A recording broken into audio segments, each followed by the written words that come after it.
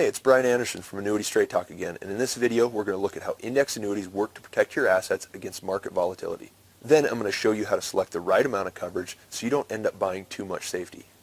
You've no doubt been on the wrong end of a volatile market at some point in your investing life, and there's no question you want to mitigate this threat during retirement.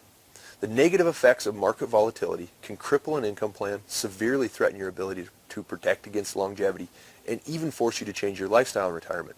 Nobody wants that. It's not hard to eliminate risk from the parts of your portfolio that need protection, but it is hard to find reasonable advice and sound ideas. Unfortunately, most annuity advisors are going to have you lock up a significant portion of your money in a long-term fixed income for life contract. That is not an acceptable answer to the volatility problem, in my opinion. Even though your principal may be safe from loss, you give up so much control and flexibility that your hands are tied and your options are severely limited with your assets. Alternatively, from the asset management crowd, you'll be told, hey, don't worry, your portfolio is perfectly balanced between stocks and bonds, and 2,000 Monte Carlo simulations give your portfolio a 90% chance of success. This is also unacceptable to me, as I demand perfection and 90% just isn't good enough. I also demand flexibility, so I'll never recommend you stick your head in the sand and lock yourself into a fixed paycheck for life. So let me show you how we protected Dave's assets from volatility without locking him into an overly restrictive contract. When we're talking about market volatility, I know what you're thinking, but there are many forms of volatility that you need to understand. It's not just the stock market that can get you into trouble, even though that's where most of you guys have experienced it. In your mind, with interest rates being so low, what do you think that means for other investments? Well, traditional safe assets like bonds have just as much potential volatility since we're in that low rate environment. Okay, if interest rates rise and the bond values drop, you don't want to lose money if we wait until maturity to sell, because you'll be stuck holding a low rate asset longer than you want. Even worse, you could be stuck in a bond fund, as many people are. If you're in a 401k, that's about the only choice you have, and you have no control over the buying and selling of the assets in the fund. So basically, volatility in stock and bond investments can cause significant harm to a retirement portfolio from a lot of different angles. I see no reason to accept that risk. Definitely not when there are better options available. Index annuities are perfectly suited to capture the market growth while protecting the principal. This alone will give you a greater opportunity and more flexibility with your safe assets, since you would be holding a contract that is free of interest rate risk. Index annuities make money by tracking the performance of the external index, like the S&P 500. And when you got that index annuity, your premium's invested in the insurance company's general account in a mix of high-performing safe assets. Income from those investments is used to purchase an option in the external index of choice. So the performance is, when performance in the market is up, you're going to capture a portion of the gain, but when it drops, you're not going to lose money. Okay?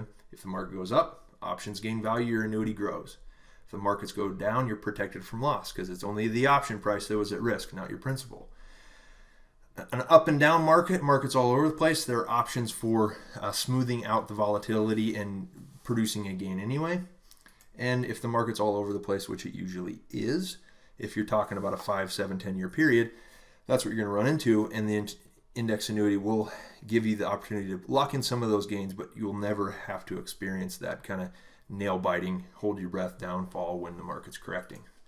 Okay, now everyone knows the markets are volatile. You guys that are getting ready to retire have seen some of the biggest swings in your working and saving life. So here, a look at the S&P 500 from 1999 to 2014, so 15 years of the market. You can see a $100,000 investment would have cratered to around $60,000 in 2002, only to climb back to break even by 2007. Bottom hits again in 2008, then it marches back up in 7 years. Over 15 years, this is it's a roller coaster ride, okay? Today, if you were even able to hold on, you'd be at just over 140,000. Now, a few years later, because we like this number, it just is a good visual, you've seen climbing. It would have continued to increase because we've had pretty steady gains in a couple flat spots. But if you want to compare it to an index annuity, if you cap those earnings at 5%, so sometimes people don't like the idea of not getting all the market, but the plus, or the positive of it, is those years it stays flat because the market had been dramatically dropping so much, okay? So over that same 15-year period, the 5% annual cap, it's just a steady rise, and it holds steady while you lose. If you put the two together, you can see how powerful the index annuity is.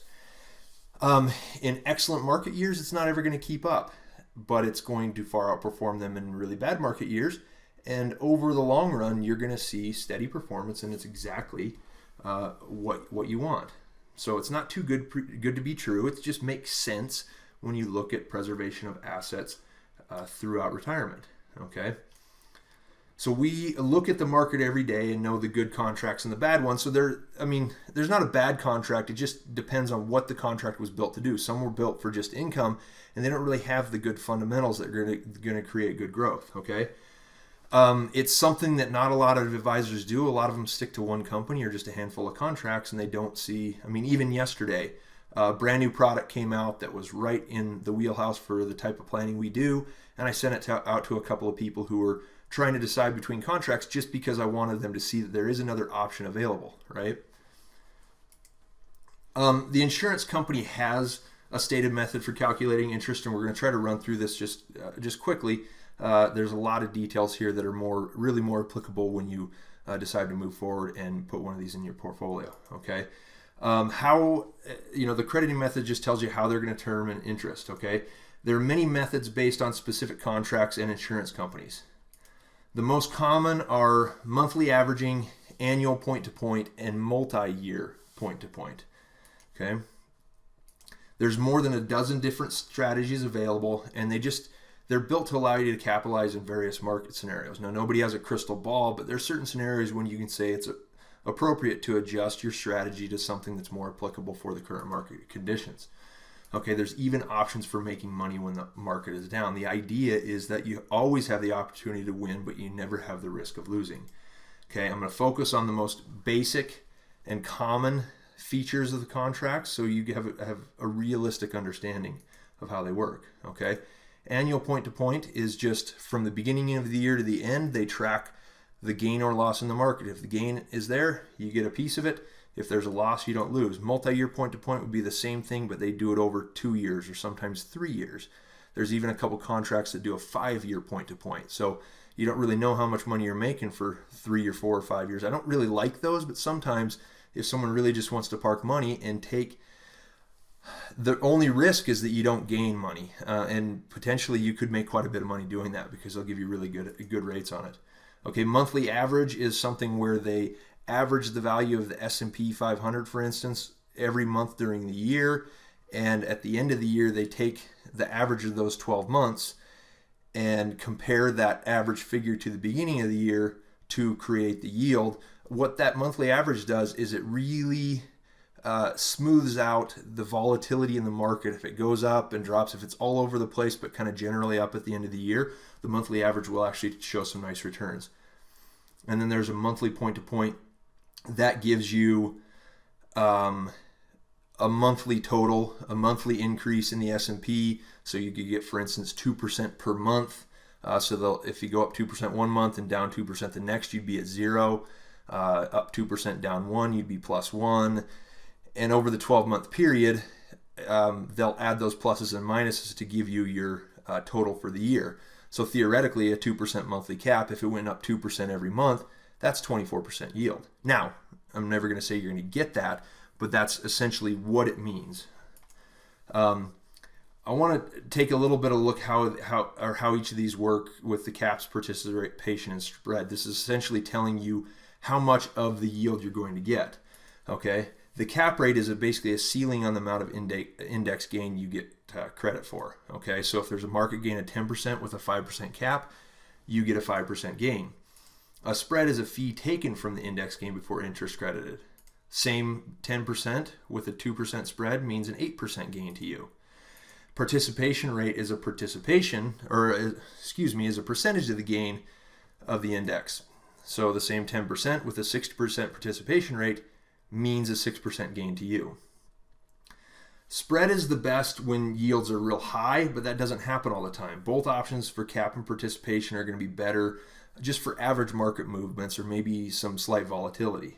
Okay, if you look at a crediting scenario, a 60% participation rate or a 5% cap or a 2% spread If you take a 5% index gain, the participation rate gives you 3. That's 60% of 5. The cap would cap out at 5, and the spread would be 3 as well. So the higher it goes, the better the participation rate and the spread would be. Okay? Let's look at an example of how one of our recent clients took advantage of the index annuity in order to just decrease the volatility in his overall portfolio. Okay, Dave is 60 years old. He retired in March of this year. His wife is 5 years younger, and she enjoys her part-time work, and she kind of wants to keep doing it until she's probably 65 or so. She's really active with it, has a lot of friends, and really enjoys what she's doing. So she's going to stick around. That means Dave didn't have much of an income gap to cover right off the bat, so he took 10% of his money and he bought a 10-year SPIA to just cover the initial 10 years. Okay. So gave him a little extra, fill the void from him not working, okay? And he took 30% of his portfolio and put it in the index annuity. He wanted to protect that portion plus have future income options. So he wants the flexibility of having a contract and not locking into the income figure now. So Dave's plan is his wife's going to retire in 10 years. The 10-year income stream is going to run out in 10 years. And then he's going to have this pool of safe money that's been protected and grown a little bit. And then he can allocate that at that point in time to create income. Okay. So growth, what happens with the rest of his portfolio. So he's got 60% left that he can leave in the market. Okay. And he can chase the growth, really wealth building over time. He's got longevity protection. He'll always have money there, and potentially leave a legacy for his kids. Okay. Dave's goals were pretty simple. He wanted to protect a portion of his assets from the volatile markets.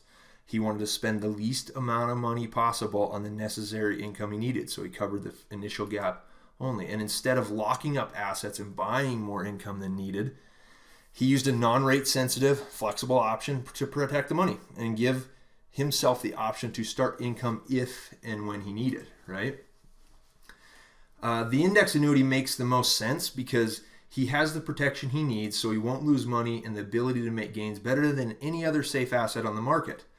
Plus, he's got the flexibility to use the money before 10 years if he needs it, with no interest rate risk associated with accessing the account via free withdrawals. Okay?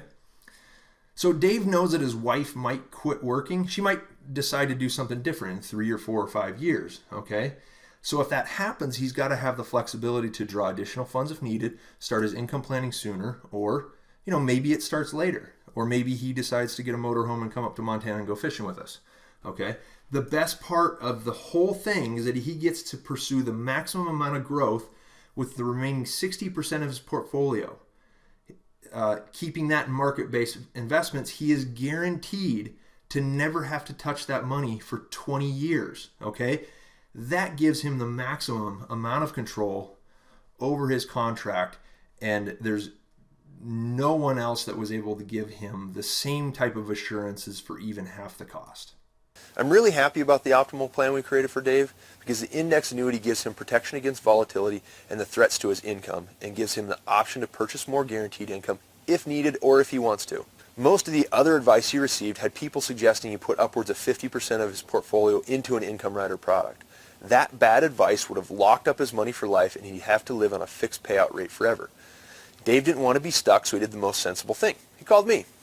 So if protecting yourself from volatility and devising an optimal strategy is one of your key concerns right now, and you want a better, more clear picture of all your options, then the next step is for us to have a call together. I'd be happy to invest 30 minutes of my time to learn more about your situation and give you some ideas to protect you from volatility, keep your assets safe, and keep your options open. If you want to schedule a call, just click the button on this page. Let me know when you'd like to have our first meeting. Thank you so much for taking this important first step to educate yourself, and I look forward to speaking with you soon.